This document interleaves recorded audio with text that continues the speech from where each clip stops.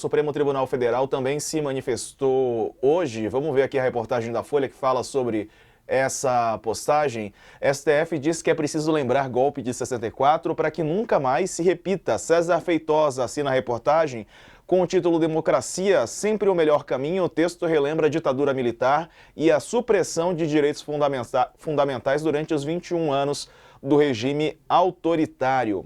Conta aqui o texto publicado nas redes que a redemocratização veio com a participação popular e uma Assembleia Constituinte, que elaborou a Constituição Federal de 88, a lei maior que restabeleceu garantias, o direito ao voto, a separação de poderes, princípios e diretrizes para reger o Estado democrático de direito.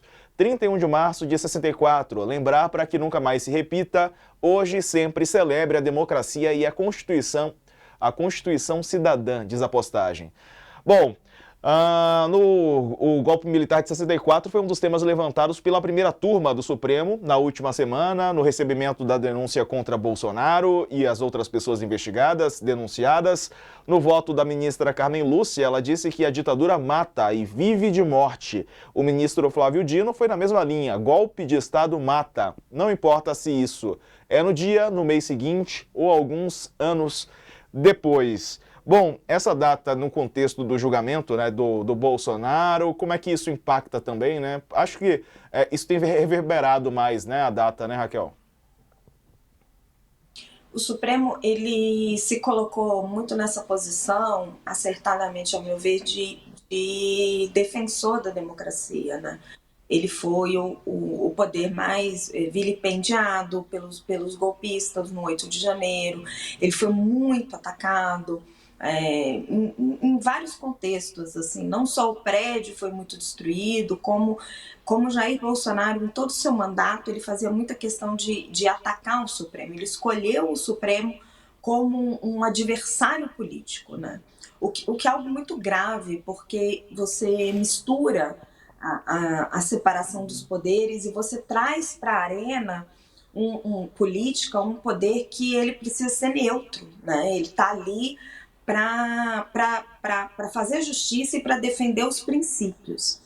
Então, quando você vê, por exemplo, a fala da ministra Carmen Lúcia, ela está tentando lembrar isso, que independente dos resultados do julgamento de Jair Bolsonaro, as evidências que foram colhidas pela Polícia Federal, apresentadas pelo Procurador-Geral da República, e que o Supremo vai fazer uma avaliação sobre isso, o que ela quer nos colocar é a perspectiva histórica de tudo isso, né?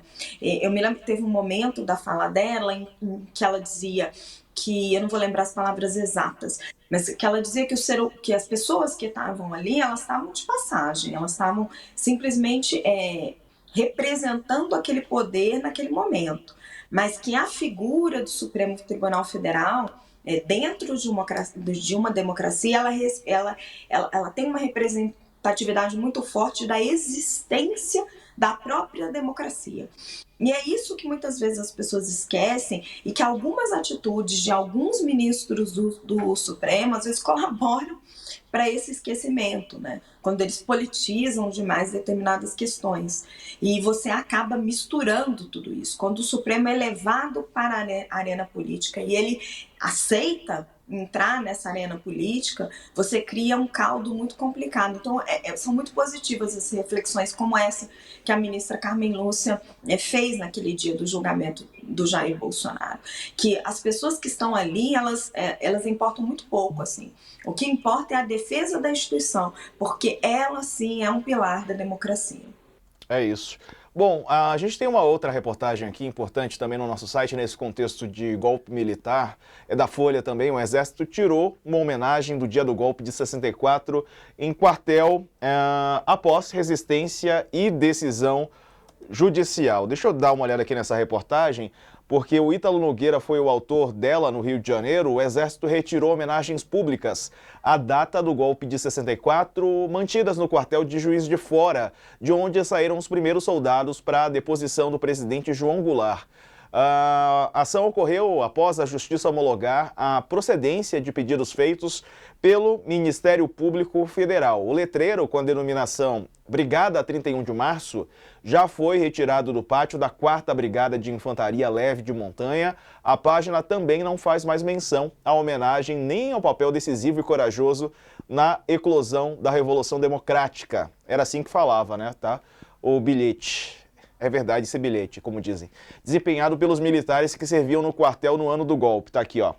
À esquerda, o quartel de Juiz de Fora, em Minas Gerais, com a placa em referência à data do golpe.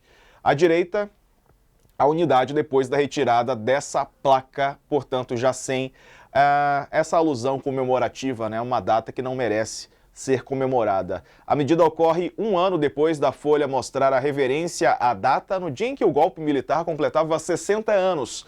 Ele completa 61 anos hoje, segunda-feira. A reportagem serviu como base para uma ação civil pública do Ministério Público Federal. A denominação A Brigada foi definida em Portaria do Exército, editada em 1974, ainda durante a ditadura. A brigada está instalada no local da antiga sede da 4ª Região Militar, de onde, na madrugada do dia 31 de março de 64, o general Olímpio Mourão Filho, então chefe da unidade sediada em Juiz de Fora, mobilizou suas tropas em direção ao Rio de Janeiro.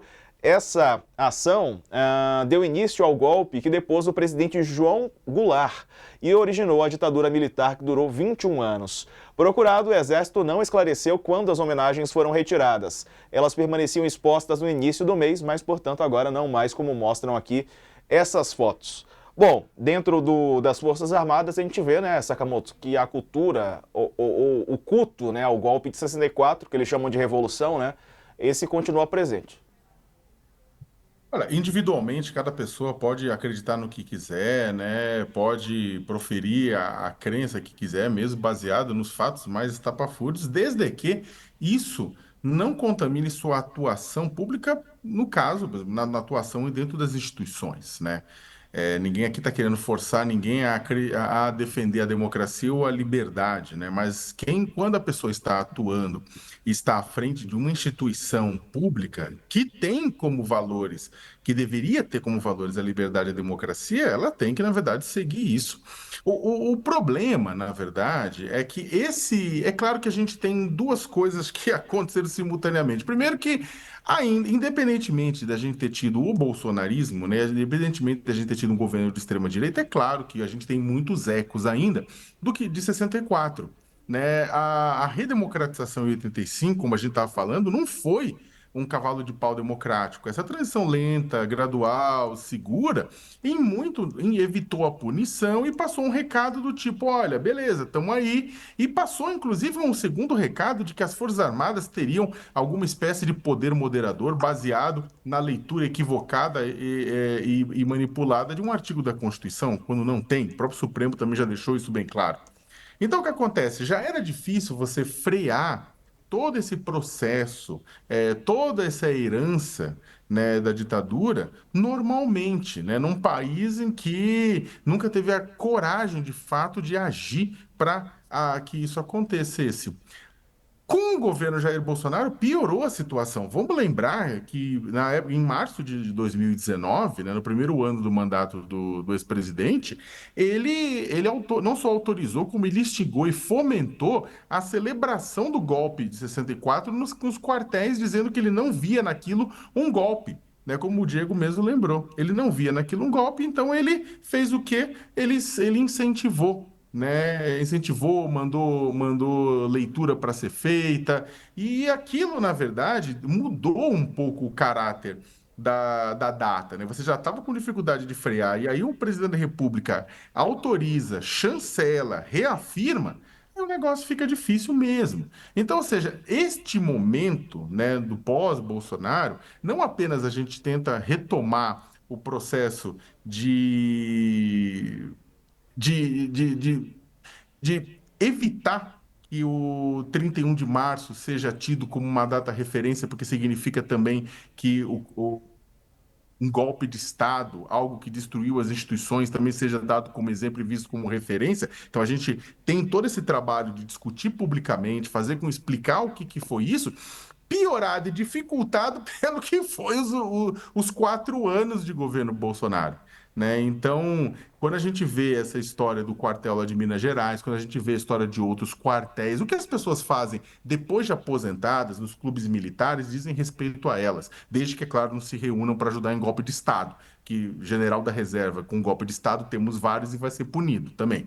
Só que o ponto desde que a pessoa faça no seu íntimo, olha, acredito nisso, é uma coisa. Outra coisa é você usar as instituições para colocar em xeque a própria democracia. Isso não pode ser aceito. Agora, a caminhada vai ser longa, Diego. A gente estava indo, de repente, tivemos um refluxo de 4 anos, agora retomamos a caminhada. Olha,